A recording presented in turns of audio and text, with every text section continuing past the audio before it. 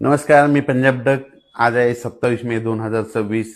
तर खास करून महाराष्ट्रातल्या सर्व शेतकऱ्याला सांगू इच्छितो की आजपासून म्हणजे आज 27 मे पासून कंप्लीट 11 दिवस पाऊस येण्याचा राहिलेला आहे. म्हणून सर्व शेतकऱ्यांनी 11 दिवसापर्यंत म्हणजे ह्या 11 दिवसामध्ये म्हणजे 7 जून पर्यंत तुम्ही तुमची शेतीची कामे करून घ्या. कारण की राज्यामध्ये काय होणार आहे, 7-8 जूनच्या नंतर देखील मान्सूनचा पाऊस येणार आहे. पण त्या अगोदरच काय होणार आहे की तुम्हाला एक सांगू इच्छितो की 31 मे पासून राज्यामध्ये काय होणार आहे, 31 मे पासून ते 6-7 जून पर्यंत म्हणजे महाराष्ट्रामध्ये पूर्व विदर्भ, पश्चिम विदर्भ, दक्षिण महाराष्ट्र, उत्तर महाराष्ट्र, कोकणपट्टी, खानदेश, मराठवाडा या विभागामध्ये काय होणार आहे, 31 मे पासून ते 5-6 जून पर्यंत दररोज वेगवेगळ्या भागात चांगला जोराचा पाऊस पडणार आहे. काही काही ठिकाणी ओढे नाले वाहणारा पडणार आहे, काही काही ठिकाणी रिमझिम पडेल, काही काही ठिकाणी विजेच्या कडकडाटासह पण जिल्ह्यात मात्र खूप ठिकाणी पावसाची हजेरी लावणार आहे. म्हणून हा अंदाज सर्व शेतकऱ्यांनी लक्षात द्यायचा म्हणजे 6 जून पर्यंत. त्याच्यानंतर काय होणार आहे, 7-8 जूनच्या नंतर परत मोसमी पाऊस येणार आहे. म्हणजे 8-7-8च्या नंतर मान्सूनचा पाऊस येणार आहे. मग हे पाऊस पडल्यानंतर आणि ते पाऊस आल्याच्या नंतर मग ज्यांच्या शेतामध्ये एकच जर उगवण झाली तर तुम्ही तुमचा पेरणीचा निर्णय घेऊ शकता.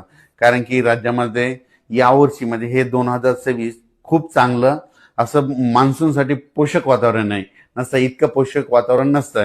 पाऊस एकदा येतो लगेच पुन्हा निघून जातो, पुन्हा येतच नाही. पण यावेळेस काय होईल की जून लागतात म्हणजे 31 मे पासूनच काय होणार आहे, बऱ्याच ठिकाणी पूर्व मोसमी कुठं मान्सूनचा पाऊस, बऱ्याच ठिकाणी काय होणार मान्सून पूर्व पाऊस दाखल होणार आहे.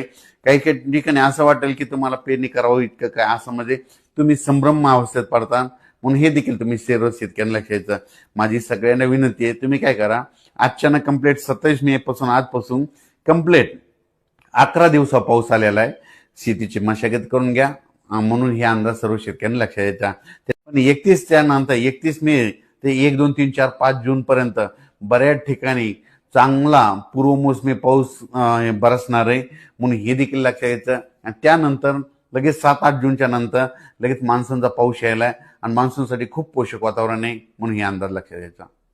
तसेच पण परिस्थिती अशी आहे की तुम्हाला एक सांगू इच्छितो, 31 मेच्या अगोदर कधी पडलेला पाऊस ते अवकाळी गृहीत धरायचा आणि 1 जूनच्या नंतर कधी तो मान्सूनचा पाऊस असतो. म्हणून हे कंपल्सरी म्हणजे सर्व शेतकऱ्यांनी ही गोष्ट लक्षात द्यायची. 1 जून नंतर पडलेला मान्सूनचाच पाऊस असतो.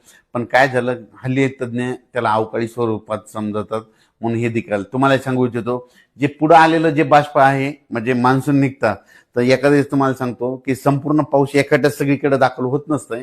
पण काही काही बाष्प असतात, जे आबाष्प असतं ते पुढे येतं, कोणत्या शॉर्टकट मार्गाने येतं, त्याच्यामुळे ते पडतंय. पण त्याला लोक काय म्हणतात, अवकाळी म्हणतात. पण तुम्हाला सांगतो, 1 जून नंतर पडलेला कधी पाऊस हे मान्सूनचा गृहीत धरायचा. म्हणून हे देखील सर्व शेतकऱ्यांना लक्षात द्यायचं. 31 मेच्या अगोदरचा संपूर्ण पाऊस अवकाळी स्वरूपाचा गृहीत कधी पण धरायचा. पण राज्यात मात्र मान्सूनसाठी खूप पोषक वातावरण आहे. मग तुम्ही तुमच्या सर्वप्रथम शेतीची कामे करून घ्या.